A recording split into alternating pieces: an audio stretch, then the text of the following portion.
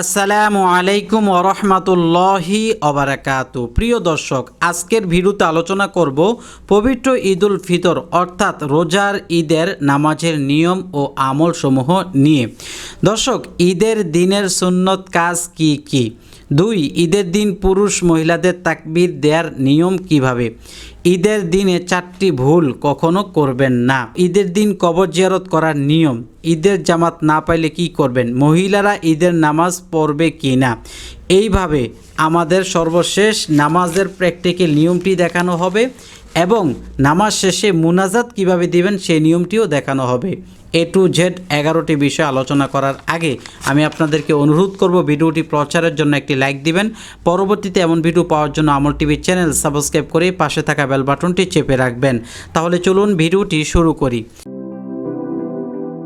আমরা প্রথমেই জানব ঈদের দিনের সুন্নত কাজ কি কি। ঈদের দিনের সুন্নত কাজসমূহ।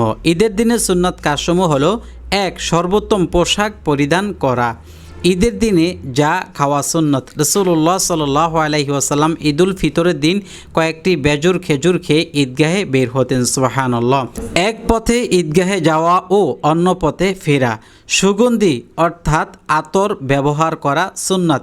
চোখে সুরমা লাগানো সুন্নাত। প্রিয় দর্শক, আরেকটি বইয়ে আরও কিছু সুন্নত উল্লেখ করা হয়েছে, যেমন অতি সকালে ঘুম থেকে ওঠা, ফজরের নামাজ নিজ মহল্লার মসজিদে পড়া, মিসওয়াক করা, সুন্নত তরিকায় গোসল করা, যত সম্ভব উত্তম পোশাক পরিধান করা, সুগন্ধি আতর ব্যবহার করা, শরীয়ত সম্মত সাজসজ্জা করা, ঈদগাহে যাওয়ার পূর্বে কোনো মিষ্টি দ্রব্য খাওয়া, আগে আগে ঈদগাহে যাওয়া, ঈদুল ফিতর ঈদগাহে যাওয়ার পূর্বে সদকায়ে ফিতর আদায় করা, ঈদের নামাজ ঈদগাহে আদায় করা, বিনা উজরে মসজিদে আদায় না করা, শরীয়তের সীমার মধ্যে থেকে সাধ্যমতো আনন্দ প্রকাশ করা, ঈদগাহে এক রাস্তায় গিয়ে অন্য রাস্তায় ফিরে আসা। এগুলো সবগুলো হলো ঈদুল ফিতরের সুন্নাতসমূহ। এখন আমরা জানবো ঈদের দিন পুরুষ মহিলাদের তাকবীর দেওয়ার নিয়ম কিভাবে। ঈদুল ফিতরের দিন ঈদগাহে যাওয়ার সময় আস্তে আস্তে তাকবীর বলা সুন্নত, আর ঈদুল আজহার দিন ঈদগাহে যাওয়ার সময় উচ্চস্বরে তাকবীর বলা সুন্নত। আর মহিলারা মা বোনেরা ঈদগাহে যাইবেন না, তবে বাসাবাড়িতে থেকেই আপনারা তাকবীরগুলো আস্তে আস্তে দিবেন। দর্শক, এখন আমরা জেনে নেব ঈদের দিন 4টি ভুল করবেন না। ঈদের দিন 4টি ভুল। 1. সালামি করা, টাকা নেয়া। অনেকেই আছে মাথা নত করে সালামি দেয়, যেটা সেজদার অনুরূপ, যদিও নিয়ত থাকে না, কিন্তু মানুষের সামনে মাথা নত করা এভাবে ঠিক নয়। একমাত্র আল্লাহকে ছাড়া অন্য কাউকে মাথা নত করা কোনো জিনিসের জন্য এটা কোনোভাবেই ঠিক নয়। 2. পিতা মাতাকে ঈদ মোবারক না জানানো বা খোঁজখবর না নেয়া। ঈদের দিন আসলে কিছু ছেলেমেয়ে আছে, তারা বন্ধু বান্ধবী নিয়ে মেতে উঠে, অর্থাৎ নিজের অন্য দূরবর্তী ব্যক্তির সাথে ঘোরাফেরা মগ্ন থাকে, কিন্তু নিজের পিতামাতা বাসাবাড়িতে একা একা পড়ে থাকে, তাদের কোনো খোঁজখবর নেয় না। 3. নামাজের পর কোলাকুলি করা। কোলাকুলি হলো দীর্ঘদিন পরে যার সাথে যার সাক্ষাৎ হয় সেক্ষেত্রে, কিন্তু কিছু কিছু মানুষ আছে যে এই কোলাকুলিটা শুধুমাত্র ঈদের দিনের সাথে ফিক্সড করে রেখেছেন, যার কারণে এটা বিদআহ। 4. গান বাজনা করা। ঈদের আনন্দে অনেকে আছে গান বাজনা করে, যেটা হারাম। তাহলে আনন্দটাকে আমরা হারামে পরিণত করে দিলাম। এই 4টি ভুল থেকে বেঁচে থাকতে হবে। এখন আমরা জানবো ঈদের দিন কবর জিয়ারত করার নিয়ম কিভাবে। কবর জিয়ারতের নিয়ম পুরুষ এবং মহিলাদের। নারী ও পুরুষরা যদি কবরের কাছে গিয়ে যদি জিয়ারত করতে পারেন তাহলে যাবেন, আর যদি কবরের কাছে যেতে না পারেন বাসাবাড়িতে থেকেই জিয়ারত করবেন। তবে মহিলাদের কবরের কাছে যাওয়ার শর্ত হলো সেখানে কোনো বেগানা পুরুষ না থাকতে হবে এবং নিরাপত্তা থাকতে হবে। তো আপনি যখনই কবরের কাছে গিয়ে অজু করেন আর বাসাবাড়িতে বসে অজু করেন, যেভাবেই করেন, প্রথমে অজু করে নেবেন, তারপরে সালাম দিবেন। সালামটি কিভাবে দিবেন আমি আপনাদেরকে সরাসরি দোয়াটি দেখিয়ে দিচ্ছি। আসসালামু আলাইকুম আহলা দিয়ারি মিনাল মুমিনিনা ওয়াল মুসলিমিনা ইন্না ইনশাআল্লাহু বিকুম লাহিকুন আসআলুল্লাহ লানা ওয়া লাকুমুল আফিয়া। উচ্চারণটি বলে দিচ্ছি: আসসালামু আলাইকুম আহলা দিয়ারি মিনাল মুমিনিন ওয়াল মুসলিমিন ইন্না ইনশাআল্লাহু বিকুম লাহিকুন আসআলুল্লাহ লানা ওয়া লাকুমুল আফিয়া। প্রিয় দর্শক, অতঃপর কোরআন শরীফ খতম করবেন। সূরাতুল ইখলাস 3 বার পাঠ করার মাধ্যমে সূরাতুল ফাতিহাও পাঠ করে নেবেন। দুরূদ শরীফ পাঠ করে নেবেন, দুরূদে ইব্রাহিম, যেটি নামাজের শেষ বৈঠকে পড়ে থাকি। ইস্তিগফার তওবা পাঠ করবেন, আস্তাগফিরুল্লাহ আস্তাগফিরুল্লাহ আস্তাগফিরুল্লাহ, এইভাবে। অতঃপর মুনাজাত দিবেন, কান্না করবেন। তো দুরূদ শরীফ আর আস্তাগফিরুল্লাহটি এখানে বাংলা এবং আরবিতে লেখা আছে। সাল্লাল্লাহু আলাইহি ওয়াসাল্লাম বাংলায় লিখিয়ে দিয়েছি, আস্তাগফিরুল্লাহ আস্তাগফিরুল্লাহ। আর আপনারা যারা বাংলা গলায় সালাম দিতে চান এখানে লিখে দিয়েছি, কবরের কাছে গেলে এভাবে সালাম দিবেন, আসসালামু আলাইকুম ইয়া আহলাল কবুর ইয়া মুসলিমিন ওয়াল মুমিনাত। এটা যদি আপনারা কবরের কাছে নিকটবর্তী গিয়ে কবর জিয়ারত করেন। অতঃপর জিয়ারতের সময় আপনি মুনাজাত দিবেন আলহামদুলিল্লাহি রব্বিল আলামিন বলে, ইয়া আল্লাহ, জিয়ারতের উদ্দেশ্যে যা কিছু পাঠ করলাম তার হাদিয়া নবীজি সাল্লাল্লাহু আলাইহি ওয়াসাল্লামের রূহে পৌঁছে দাও। তারপর বলবেন, আল্লাহ, পরিবার, সাহাবী, তাবেঈ এবং আজ পর্যন্ত যারা ঈমান নিয়ে শুয়ে গেছে তাদের রূহে বকশিশ করলাম। আয় আল্লাহ, আমার জীবন ও যৌবনের সকল গুনাহ মাফ করে দাও। বিশেষ করে আমার এখানে দাদা দাদি, নানা নানি, আত্মীয়স্বজন যারা শুয়ে আছে তাদের কবরে চিরনিদ্রায় তাকে মাফ করে দাও। তার সাথে যারা আছে তাদেরকেও তুমি মাফ করে দাও, আল্লাহুম্মা আমিন। তাদের কবরে শান্তি দিয়ে দাও। কবরের সাথে নবীজি সাল্লাল্লাহু আলাইহি ওয়াসাল্লামের রওজার সাথে যোগাযোগ করে দাও। কবর আযাব চিরতরের জন্য মাফ করে দাও, বন্ধ করে দাও। কবরের সাথে জান্নাতের সাথে যোগাযোগ করে দাও। আমরাও যেন ঈমানের সাথে মৃত্যুবরণ করতে পারি সেই তৌফিক দান করো। আল্লাহ, আমাদের কবর মসজিদ ও মাদ্রাসার পাশে হওয়ার তৌফিক দান করো।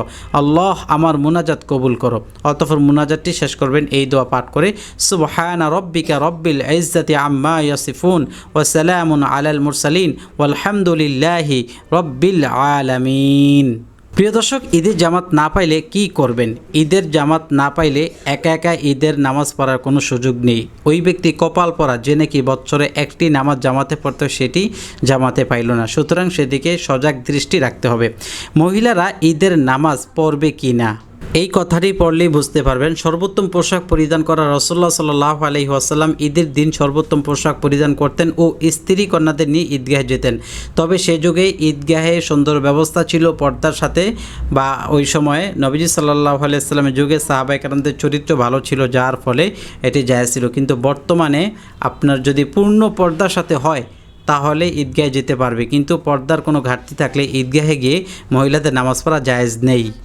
দর্শক, ঈদের নামাজ না পড়লে কোনো গুনাহ হবে কি? অবশ্যই তার গুনাহ হবে, কারণ এটি ওয়াজিব নামাজ।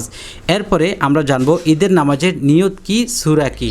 2 রাকাত ঈদুল ফিতর নামাজের নিয়ত, নাওয়াইতু আন উসাল্লিয়া লিল্লাহি তাআলা রাকাতাই সালাতুল ঈদুল ফিতরি মা সিত্তাতি তাকবীরাতি ওয়াজিবুল্লাহি তাআলা মুতাওয়াজ্জিহান ইলা জিহাতিল কাবাতি শরীফাতি, আল্লাহু আকবার। দর্শক, ঈদুল ফিতরের কোনো নির্দিষ্ট সূরা নেই, যে কোনো সূরা দিয়ে আপনি নামাজটি আদায় করতে পারবেন। প্রিয় দর্শক, আপনি নামাজটি কিভাবে পড়বেন চলুন দেখে নেই। এই নামাজে আজান একামত নেই। ইমাম তাকবীরে তাহরিমা বলে হাত বাঁধবেন, এরপর শুধু সানা পড়ে আল্লাহু আকবার বলে উভয় কানের লতি পর্যন্ত উভয় হাত উঠিয়ে নামিয়ে ফেলবেন।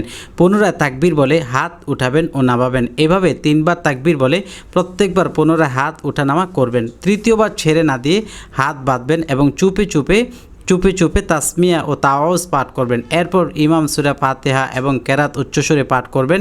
2 রাকাত নামাজ পড়বেন, কিন্তু দ্বিতীয় রাকাতে কেরাত শেষ করে রুকুতে যাওয়ার আগে ইমাম সাহেব আবার পূর্বের ন্যায় হাত উঠানামা করে 3 তাকবীর আদায় করবেন। চতুর্থ তাকবীর বলে রুকুতে যাবেন এবং রুকু সিজদা ইত্যাদি আদায় ক্রমে যথারীতি নামাজ শেষ করবেন। মুসল্লিগণ সর্বদা ইমামের সাথে তাকবীর বলবেন।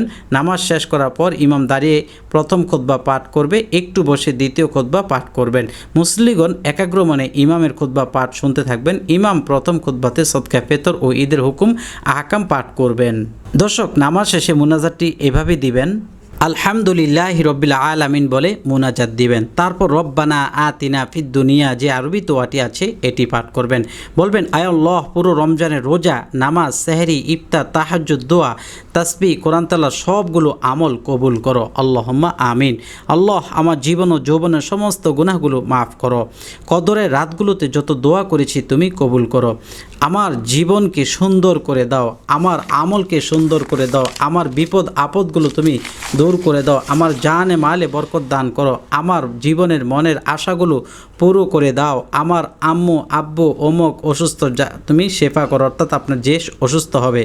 এরপর বলবেন, আমার রিজিক প্রশস্ত করে দাও, হালাল রিজিক ব্যবস্থা করে দাও, বাকি জীবনে সুদ ঘুষ হারাম থেকে মুক্ত থাকার তৌফিক দাও, বড় ধরনের রোগ ও অ্যাক্সিডেন্ট থেকে হেফাজত করো, আমাকে ঈমানের উপর মৃত্যু নসিব করেন, আমিন। অতঃপর মুনাজাত শেষ করবেন এই দোয়াটি পাঠের মাধ্যমে, সুবহানা রাব্বিকা রব্বিল ইজ্জাতি আম্মা ইয়াসিফুন ওয়া সালামুন আলাল মুরসালিন ওয়ালহামদুলিল্লাহি রব্বিল আলামিন। আমি যে সকল দোয়াগুলো দিয়ে এই ভিডিওটি তৈরি করেছি, এই সকল দোয়ার বইগুলো নিতে চাইলে এই নাম্বারে ইমো হোয়াটসঅ্যাপে অ্যাড্রেস করলে আমি দিতে পারবো কুরিয়ার করে ইনশাআল্লাহ। আর আপনারা যারা আমাদের মাদ্রাসায় সহি নিয়তে মৃত পিতামাতার জন্য সদকা জারিয়া উদ্দেশ্যে দান করতে চান, এটি বিকাশ নগদ এই নাম্বারে যোগাযোগ করে দান করতে পারবেন। ভালো লাগলে লাইক দিয়ে শেয়ার করবেন। আমল টিভি চ্যানেল সাবস্ক্রাইব করে পাশে থাকা বেল বাটনটি চেপে রাখবেন।